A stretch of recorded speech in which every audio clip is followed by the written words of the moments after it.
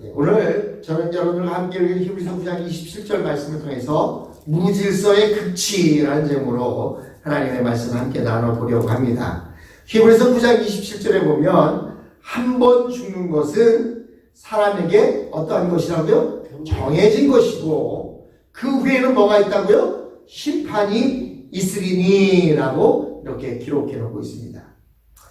여러분, 아기가 태어난다는 것은 참 기쁨입니다. 그리고 복입니다. 그리고 무엇이 태어난다고 하는 것은 플러스 요인이 됩니다. 그래서 아기가 태어나면 기뻐하며 축하해 줍니다. 뿐만 아니라 한국 사람들은, 미국 사람들은 어쩐지 모르는데 한국 사람들은 100일이 되면 100일 동안 잘 자랐다고 100일 잔치를 해주고 100일 반지도 끼워주기도 하고 이렇게 음식을 장만해서 가족들이나 이웃들을 초청해서 이렇게 귀한 음식을 나누며 이렇게 잔치를 벌입니다.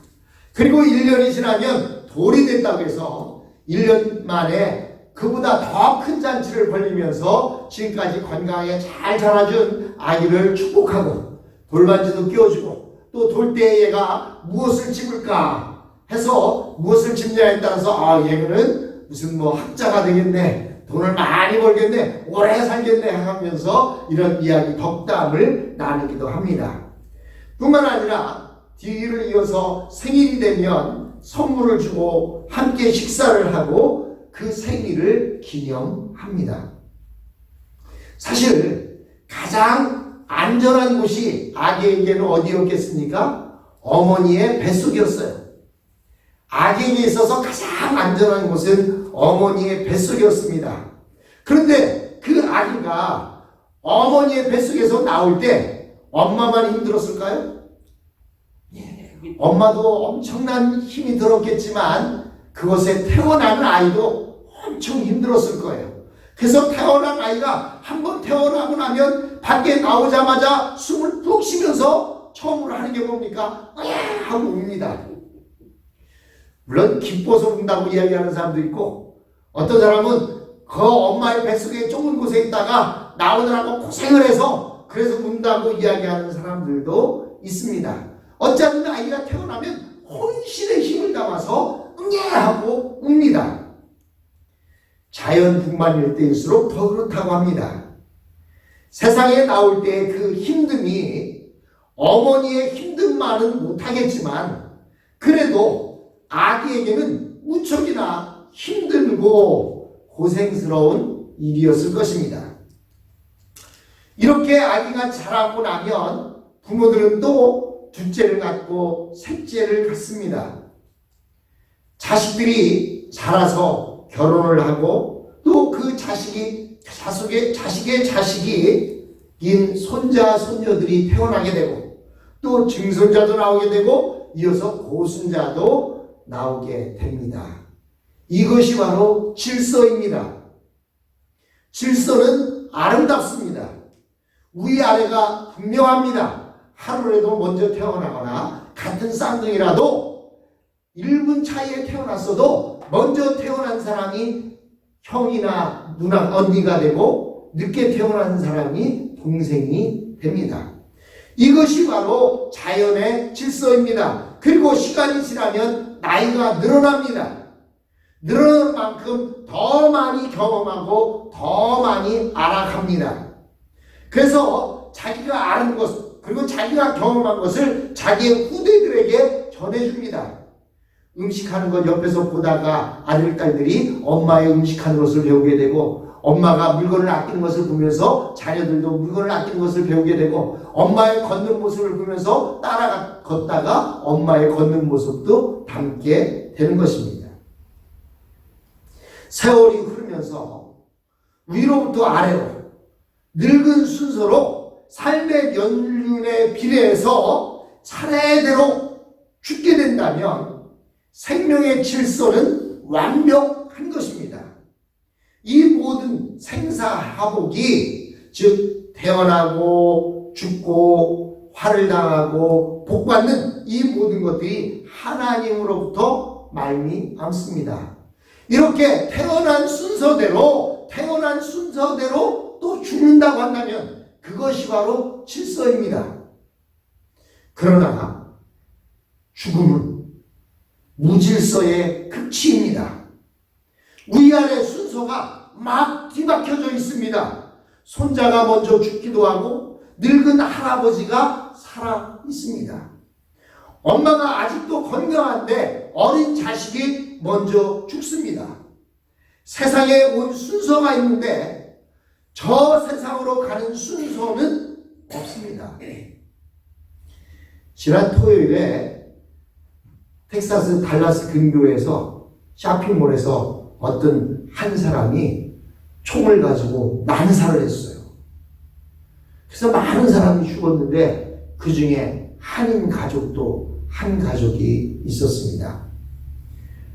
아들만 둘인데 큰아들이 생일이 되어서 6번째 생일이 돼서 친구한테 선물을 받았는데 그 옷이 좀 크더랍니다. 그래서 그 왜 요즘 미국에서는 선물할 때 영수증을 꼭 넣어서 주잖아요. 왜냐하면 옷이 작거나 마음에 안 들면 가서 바꾸라고. 그래서 토요일을 맞이하여서 이 아버지는 변호사고 엄마는 치과 의사입니다. 그런데 나이가 이제 37밖에 안 되다 보니까 아직 뭐 돈을 많이 벌어놓은 일을 많이 한 그런 사람들은 아니고 이제 치과 의사로 그리고 이제 변호사로 열심히 일하면서 신앙생활도 열심히 잘하고 어린 두 아들들을 잘 키우면서 이렇게 생활하던 사람이었습니다. 그런데 그 아들의 옷을 바꾸기 위해서 토요일날 그 쇼핑몰에 갔다가 그 어려움을 당하게 된 것입니다. 총기 난사로 인해서 아버지는 그 자리에서 죽고 엄마도 그 자리에서 죽고 둘째 아들도 그 자리에서 죽었는데 큰아들만 혼수상태가 돼서 병원에 입원했다가 지금 입원실에 있긴 한데 6살짜리가 엄마 아버지 다 잃고 동생 다 잃는 그런 어려움에 닥쳐 있습니다. 그래서 미국에서 이들을 돕자고 이렇게 펀드레이징을 도네이션을 했는데 이틀 만에 100만 불 이상이 모아졌다고 합니다. 그러나 아무리 돈이 많이 모아진들 뭐하겠습니까? 엄마 아빠 없고 동생도 없고 그리고 6살짜리 어린아이가 그 충격을 받았으니 이 어린아이가 어떻게 잘 자랄 수 있을는지 또 누구의 보호 아래서 자랄 수 있을는지 여러 가지로 많은 그런 숙제들을 안고 있습니다. 사람이 태어나는 순서대로 사람이 죽는다고 한다면 얼마나 질서정연하겠습니까? 그런데요, 죽음은 순서가 없습니다. 오는 것은 순서가 있는데 가는 것은 순서가 없습니다. 정말로 엉망진창입니다. 그런데도 마치 죽음의 순서가 있는 것처럼 여기며 우리는 살아갑니다. 그래서 조금 더 젊은 사람은 연세 드신 분을 보면서 아유 저분 갈 때가 얼마 안 됐는데 하면서 얘기합니다. 그러나 어느 누구도 모릅니다. 누가 먼저 갔는지 누가 알겠습니까? 마치 죽음의 순서가 있는 것처럼 말하고 살아가고 있습니다. 자기는 갈 날이 아직 먼 것처럼 이렇게 이야기를 합니다. 여러분 TV에서 어떤 노인이 그 시골에 가갖고 이렇게 촬영을 하다가 그 노인네가 이런 이야기를 합니다. 나는 늙지 않을 줄 알았어요. 라고 인터뷰를 하는 장면을 보았습니다. 저와 여러분은 늙을 것이라고 생각했습니까? 흰머리 하나 났을 때 기분이 어땠어요? 아니, 왜 나에게 흰머리가 났지? 네? 우리는 모두가 다 늙지 않을 것이라고 생각하며 이 땅을 살아갑니다. 그런데 그 노인의 그 말이 얼마나 어리석습니까? 나는 늙지 않을 줄 알았어. 그 말이 얼마나 어리석은 이야기예요. 혹 저와 여러분 가운데도 그렇게 생각하고 있는 것은 아닙니까? 여러분 아침에 출근하면서 회사에 다녀오겠다고 인사하고 나간 남편, 학교에 다녀오겠다고 스쿨버스를 타고 떠난 자식, 그리고 시장에 다녀오겠다고 나간 엄마, 그리고 저녁에 술 한잔하며 친구들을 만나고 조금 늦게 들어오겠다고 말했던 그러한 사람. 그런데 자기도 모르는 사이에 나타나지 않는 경우가 생깁니다. 바로 쇼핑몰에 6살 생일을 맞이한 아들내미 옷 바꾸러 갔다가 영영 이 세상을 떠난 사람처럼 말입니다. 여러분, 사람에겐 확실히 정해져 있는 계획이란 있을 수가 없습니다. 반드시 이루어질 거라고 장담할 수도 없습니다. 그저 사는 동안에 모든 일은 예정일 뿐입니다. 희망사항일 뿐입니다. 그러나 반드시 이루어진 일이 한 가지 있습니다. 그게 뭔지 아십니까? 세상을 살아가는데 다 이것도 계획하고 저것도 계획하지만 계획대로 잘 안 됩니다. 그러나 반드시 계획대로 되는 일이 하나 있는데 그게 뭐예요? 사람이 죽는다는 것입니다. 그리고 죽음 뒤에는 하나님의 심판이 있다는 것입니다. 여러분, 하늘에 닿을 듯한 문명이, 그리고 우주에 찰만한 지식들이, 그리고 세상을 호령할 수 있는 권력이 아무리 있다고 해도 인간이 한 가지 해결하지 못하는 것이 있는데 그게 뭐예요? 바로 죽음이라는 문제입니다. 그래서 죽음은 인간에게 가장 거대한 두려움이며 불가항력적인 능력이며 의무이며 불가사의한 종말입니다. 여러분, 극빈의 고통으로 살아도 죽습니다. 산더미 같은 돈을 쌓아놓고 살아도 죽습니다. 왕자나 공주처럼 고귀하게 살아도 언젠가는 죽습니다. 별처럼 빛나게 살아도 죽습니다. 어설프고 미련하고 바보같이 살아도 죽습니다.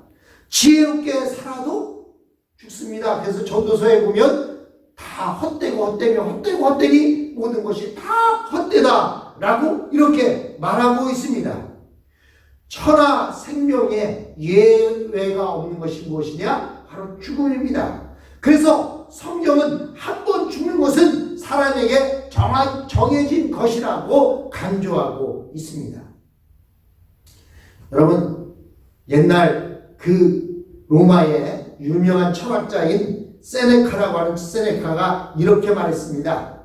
우리는 항상 생명이 짧다고 한탄을 하면서도 마치 생명이 다할 때까지는 없는 것 같이 날뛴다. 즉 생명이 다할 때가 없는 것 같이 날뛴다. 아유, 세월이 너무 짧아 하면서도 죽음이 아예 없는 것처럼 날뛰며 산다는 것입니다. 마치 죽음과 무관한 것처럼 날뛰며 사는 인생. 그래서 한 번 죽는 것은 하나님이 정하신 것일 뿐만 아니라 죽음 후에는 심판이 있다고 성경은 엄숙하게 경고하고 있습니다. 오판하고도 오판인 줄 모르는 인간의 심판이 아니라, 즉 재판정에 가면 오판을 할 수가 있어요. 사람이라서. 근데 본인이 재판을 잘못했고 나서도 잘못됐다고 이렇게 생각하는 인간의 심판이 아니라 전능하신 하나님의 심판이 우리를 기다리고 있습니다. 누가 이 심판대 앞에서 빠져나갈 수가 있겠습니까? 여러분, 오늘날 한국에는요, 도둑이 거의 없답니다. 소매치기가 거의 없대요. 그리고 교통질서를 잘 지킵니다. 그래서 전 세계 여러 나라 사람들이 한국에 와서 보고는 놀랍니다. 한국의 도서관에 보면 사람은 없는데요, 그 위에 가방도 그냥 있고 쓰던 컴퓨터도 그냥 그대로 있고 자기 휴대폰도 거기다 놓고 그리고는 어딜 나가요. 근데 어느 누구도 그걸 지고 가는 사람이 없어요. 그래서 세계 여러 나라 사람들이 와서 한국을 보고 아주 놀란답니다. 근데 한국은 그럴 만한 이유가 두 가지가 있어요. 하나는 뭐냐면 이 도덕성이 많이 발달했다는 거죠. 그리고 먹고 살만하니까 남의 거 훔쳐가지 않아도 살 수 있다는 거예요. 남 거 훔쳐가야 먹고 살 수 있다면 많이 훔쳐갈 텐데 그렇지 않기 때문에 그렇게 삶의 여유가 생긴 거고, 두 번째로는 한국에는 가는 곳곳마다 뭐가 있어요? 가는 곳곳 길이나 차나 어디에나 있는 것이 있는데 그게 뭐냐면 CCTV가 있어요. 우리 미국에 나오는 차들은 CCTV가 없잖아요. 물론 후진을 누른다든지 좌측 우측 깜빡이를 넣게 되면 이렇게 화면에 그 부분이 보이기도 합니다. 근데요, 한국에 나오는 모든 자동차들은요, 자동차 안에 카메라가 달려있어요. 그리고요, 가는 길들마다, 전신주마다, 도로마다, 건물마다 카메라들이 다 매달려 있는 거예요. 그래서 누가 무엇을 잊어버렸다 그러면 언제쯤 잃어버렸느냐, 어디서 잃어버렸느냐, 그러면요, 그 시간만 되면 그 카메라를 거꾸로 그 시간대로 돌려보는 거예요. 돌려보면 그거에 딱 나옵니다. 그리고 사람의 얼굴이 나오면 컴퓨터에다 딱 집어넣기만 하면 그 사람의 이름이 뭐고 나이는 몇 살이고 그 사람이 어디 살고 있고 전화번호는 뭐다 하는 게 딱 나옵니다. 그러니 어떻게 남의 것을 훔쳐갈 수 있겠어요? 하나님 앞에서 가면 그렇습니다. 우리의 살아온 인생이 하나님 앞에서 파노라마가 흘러가듯이 옛날 태어날 때부터 늙어 죽을 때까지의 장면이 하나님 앞에 다 기록되어 있어요. 그러니 어떻게 우판할 수 있고 어떻게 하나님의 심판을 피해갈 수 있겠습니까? 여러분, 생명이 짧으면 다 압니다. 오래 살아야 요즘 100세 시대라고 해서 이제 100세까지 살 수 있다라고 생각하지만 그러나 몇 살을 살든 죽습니다. 성경에 가장 오래 산 사람이 누구예요? 무두셀라라는 사람이 가장 오래 살았는데 몇 살 살았어요? 969세를 살았어요. 거의 1000년 가까이를 살았는데 그 사람이 나중에 어떻게 됐을까요? 결국은 죽었어요. 50을 살든 30을 살든 90을 살든 무드세살라처럼 969세를 살든 나중에 죽습니다. 그런데 많은 사람들은 나는 죽지 않을 것처럼 내 마음대로 살다가 그냥 죽음 앞에 절망하고 맙니다. 이렇게 산 것을 사람처럼 산 것이라고 말할 수는 없습니다. 일의 시작도 중요하지만 일의 끝이 더 중요할 수 있습니다. 하지만 정말 중요한 것은 개인의 종말을 생각하며 살아가는 것입니다. 다만 우리가 알 수 있는 것은 보편적으로 나이가 먹은 우리들이 자연스럽게 살다가 죽어가도 어린 사람들보다는 더 빨리 죽을 것 같다라는 생각은 있습니다.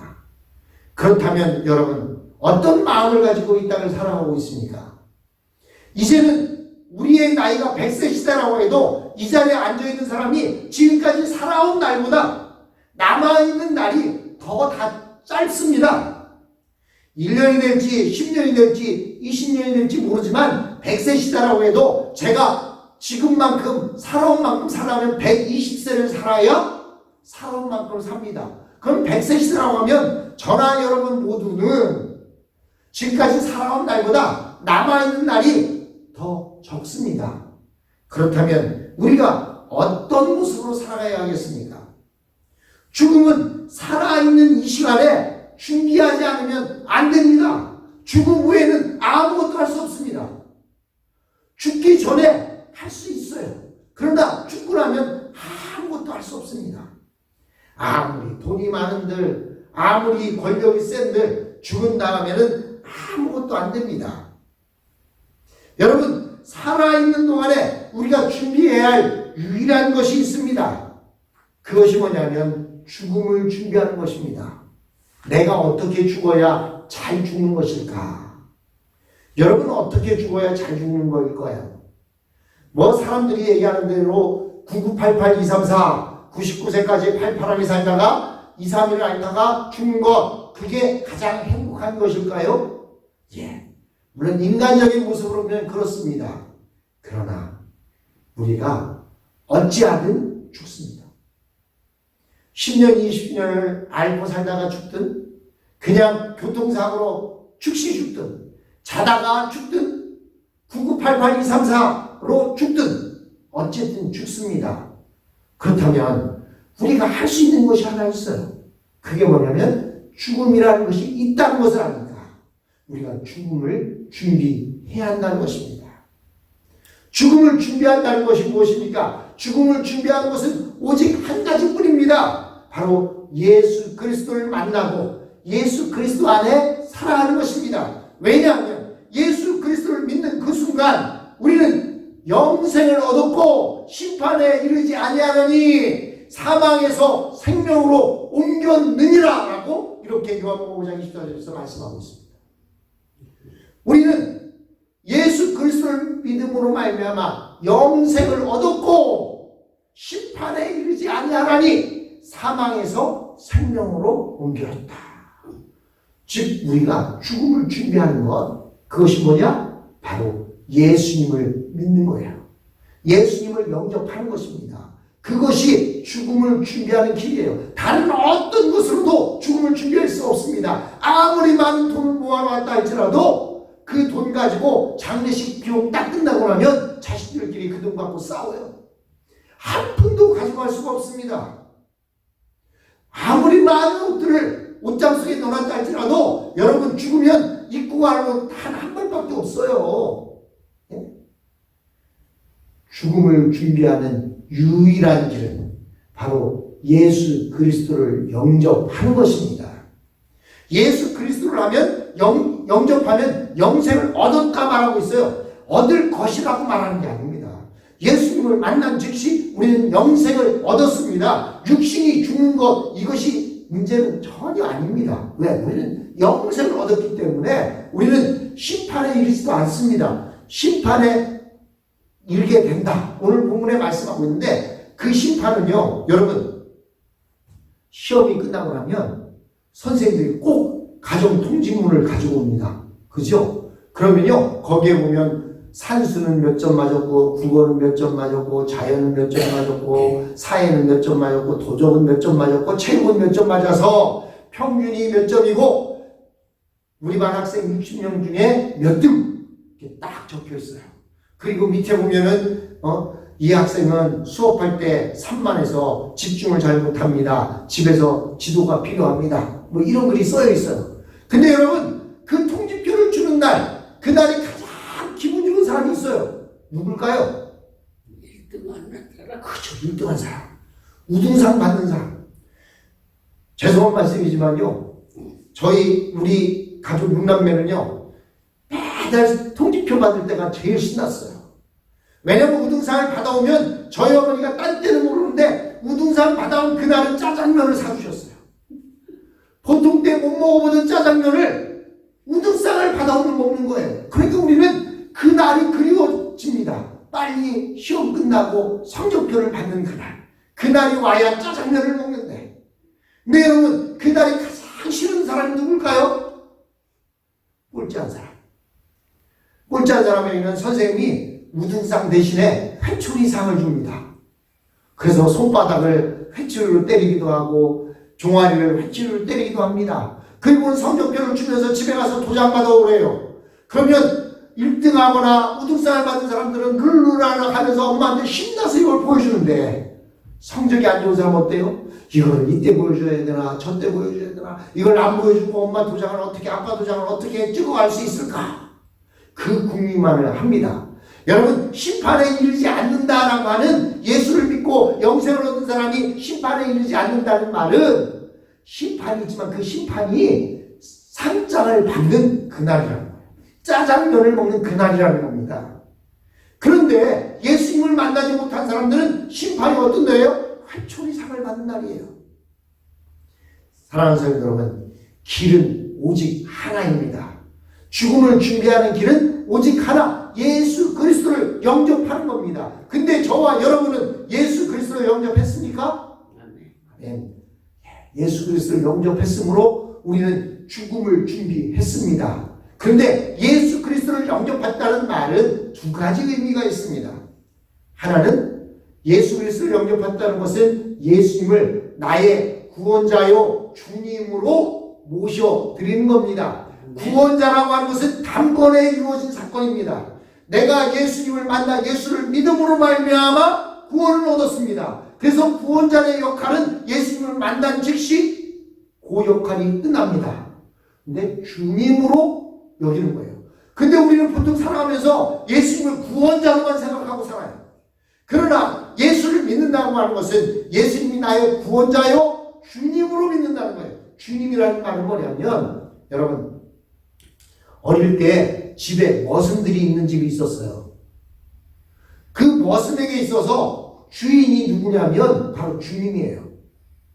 이 얘기는 뭐냐면, 머슴은 내가 생각한 대로 행동하고 내가 하고 싶은 대로 일하고 내가 먹고 싶은 대로 먹는 게 아니에요.